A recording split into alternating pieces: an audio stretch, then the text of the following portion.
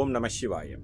உறவுகள் அனைவருக்கும் அன்பு வணக்கம். எல்லோரும் நலமாக இருக்கல நினைக்கின்றேன். எல்லோரும் நலமாக இருக்க வேண்டும் என்று எல்லாம் வல்ல இறைவனை பிரார்த்தித்தவனாக வளமை கொண்ட ஒரு குரலை காணொலி வடிவிலே பதிவிட்டு வருகின்றேன். அந்த வகையிலே இன்று நாங்கள் காண்க இருக்கின்ற குரல் 1330 குரலிலே 399வது குரலாக அமையிருக்கின்றது. நல்லொரு குரலாகவும் நல்லொரு உரையாகவும் அமையிருக்கின்றது.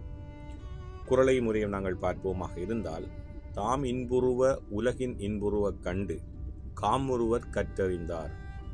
தாம் இன்புருவ உலகின்புற கண்டு காமொருவர் கற்றறிந்தார் என்பதாக அமைந்திருக்கின்றது. அழகான ஒரு குரலாக அமைந்திருக்கின்றதற்கான முதலாவது உரையை நாங்கள் பார்ப்போமாக இருந்தால், தாம் இன்புறுவதற்கு காரணமான கல்வியால் உலகமும் இன்புறுவதைக் கண்டு கற்றறிந்த அறிஞர்கள் மேலும் அக்கல்வியை விரும்புவார்களாம். ஒருவருக்கு தான் கற்ற கல்வியினால் புகழ் கிடைக்குமாக இருந்தால் மென்மேலும் அவர் கற்றுக்கொண்டேதான் இருப்பார் என்பதைத்தான் இந்த முதலாவது உரை அழகாக சொல்லியிருக்கிறது.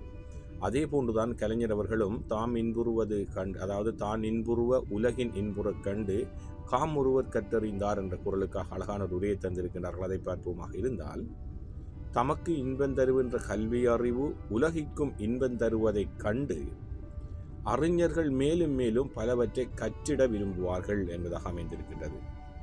உண்மையும் அதுதான். எங்களுடைய வாழ்க்கையிலே நாங்கள் பலவற்றை கண்டிருப்போம். அது சாதாரணமாக ஒரு அரசர் கற்றறிந்தவர் ஒரு உயர்ந்த நிலையிலே இருக்கின்ற பொழுது, அவருக்கு அந்த இடத்திலே மரியாதை கிடைக்கின்ற பொழுது, அவர் இன்னும் மேலே வளர்ந்து கொண்டு செல்வதற்காக கல்வியை மீண்டும் கற்றுக்கொண்டே இருப்பார்.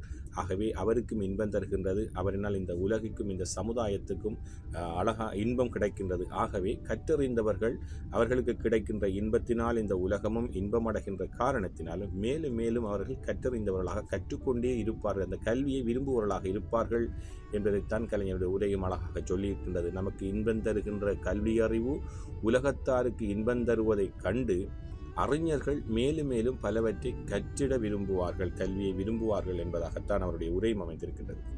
அதே போன்றுதான் சாலமன் பாப்பையனுடைய உரையும் தாம் இன்புறுவது உலகின் இன்புறக் கண்டு காமுருவர் கற்றறிந்தார் என்ற குரலுக்காக அழகான ஒரு உரையை தந்திருக்கின்றார்கள். அதை பார்ப்போமாக இருந்தால், தாம் மனதை மகிழ்விக்கும் கல்வியினால் உலகம் மகிழ்வதைக் கண்டு கற்றறிவந்தவர்கள் மேலும் கற்கவே விரும்புவார்கள்.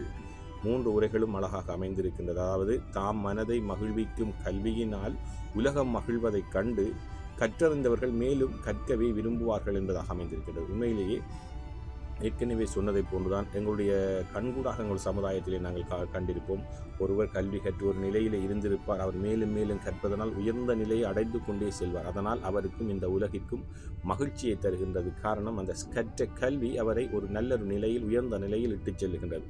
ஆகவே கற்றறிந்தவர்கள் மேலும் அந்த மகிழ்வினால் கற்றுக்கொண்டே இருப்பார்கள். ஆகவே நாங்கள் எங்களுடைய வாழ்க்கையிலே கல்வி முக்கியமானது என்பதை நாங்கள் கற்றறிந்தவர்களாக இருப்போமாக இருந்தால் எங்களுடைய வாழ்க்கை, எங்களுடைய சமுதாயம், இந்த உலகம் எங்களை மதிக்கும். எங்களினால் அந்த சமுதாயத்துக்கும் மகிழ்ச்சி கிடைக்கும். ஆகவே நாங்கள் கற்றவர்களாக கற்றுக்கொண்டு இருக்க வேண்டியவர்களாக இருக்க வேண்டும் என்பதை தான் குரல் அழகாக சொல்லியிருக்கின்றது. நல்லொரு குரலாகவும் நல்லொரு உரையாகவும் அமைந்திருக்கின்றது. தாம் இன்புறுவது உலகின் இன்புறக் கண்டு காமுருவர் கற்றறிந்தார்.